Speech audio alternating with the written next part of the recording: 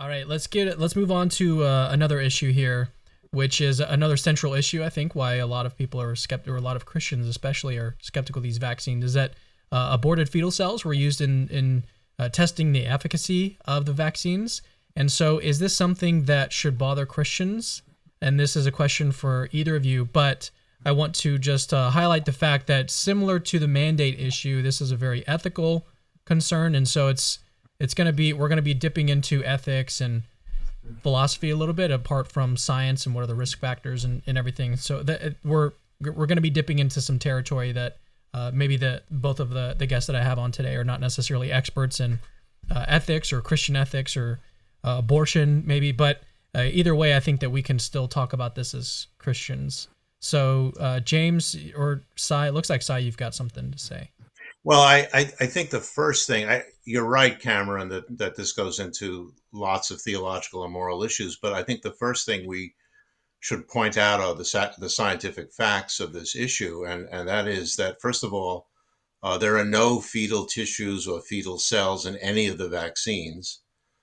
Uh, However, the J&J vaccine, the Johnson and Johnson vaccine, did use a human fetal cell line in the production of the vaccine, but the Moderna and the Pfizer vaccines using mRNA did not use any fetal cell lines in the production. It's not necessary.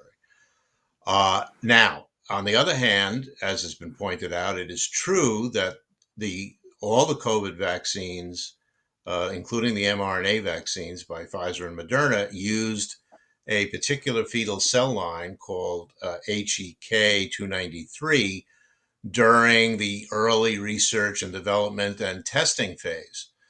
And that's required because before you put any kind of new medication into a human being to test, you want to see if it kills human cells. And the only way to do that is to use a human cell line. I have some experience with human cell lines, so I'll just add a little bit more detail here. It's very hard to make, excuse me, a human cell line that can be used for research where the cells will keep growing, except from two sources. One is from tumors, which tumor cells grow very well, and the other is from fetal cells, where there's a lot of stem cells. Now, the particular cell line, HEK 293, was indeed taken from an abortion that took place in the Netherlands in 1973. At that time, abortion was illegal in the Netherlands except to save the life of a mother. We don't have exact medical records of this particular case, but that we can assume that researchers would not have been able to get that material if it had come from an illegal elective abortion, which was not done or was not legal at that time. So those cell lines, although they do come from an abortion, it was an abortion done to save the life of the mother. Now that may help, and so again, then we get into theological and moral issues. But I thought that those facts should be brought out. The other fact I think that's very important is it's not just vaccines that are used that use fetal cell lines to test for safety and test for the early stages of uh, production of medicines.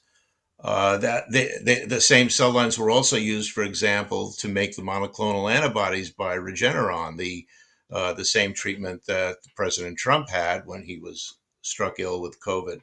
In addition, acetaminophen, Tylenol, in other words, aspirins, ibuprofen, Pepto-Bismol, Tums, Motrin, Malox, Exlax, Benadryl, Sudafed, Preparation H, Claritin, all used the same fetal cell line to be tested. So if you're claiming a religious objection to taking the vaccine because of the use of that cell line, all of those and many more, I just read off the most well-known ones, are all you would have to stop taking all of those medications as well to be consistent. So This is something that a lot of people are not aware of, and I think the fact should be known.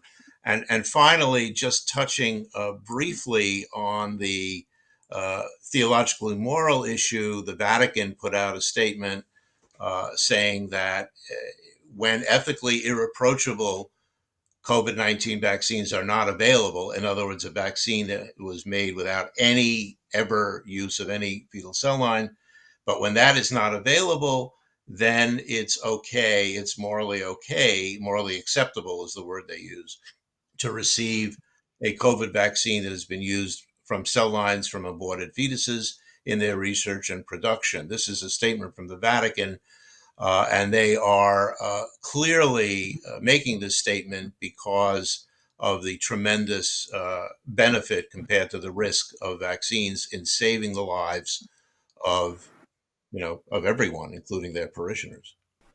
James, do you have anything to add on this?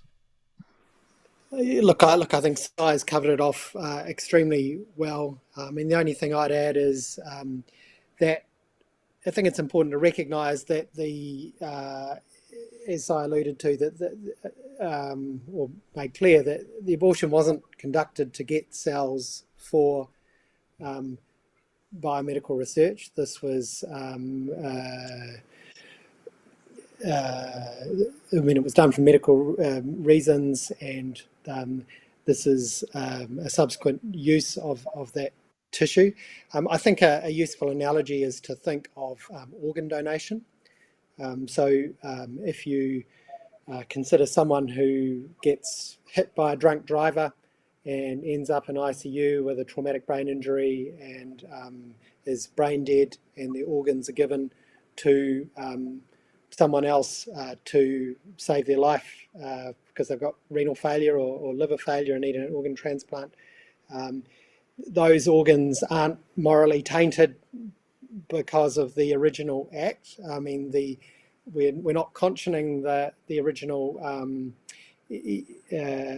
evil in the car accident by using the organs for an organ transplant, and we can still derive the benefit, and it's morally acceptable to derive that benefit even in the face of the evil that led to them being available. And I mean, I would say that it's kind of similar with the cell lines. By taking the vaccine, you're not conscioning initially the abortion. And I would say that with the mRNA vaccines, it's a tiny part of the development process. I mean, the mRNA vaccines are not made in these cells. But even if they were, like with the J&J, I think it's analogous to that the organ transplant sort of situation. But as I say, it's an ethical issue, and it's not my area of expertise. Hello, Cameron here. Thanks for watching this little clip. If you want more, there's actually a whole interview this clip came from. Just click the link on the screen. Oh, and by the way, we post 2 to 3 new videos a week. So if you're interested in apologetics at all, make sure to subscribe to my channel so you can catch our latest content. And then lastly, remember that Christianity is true.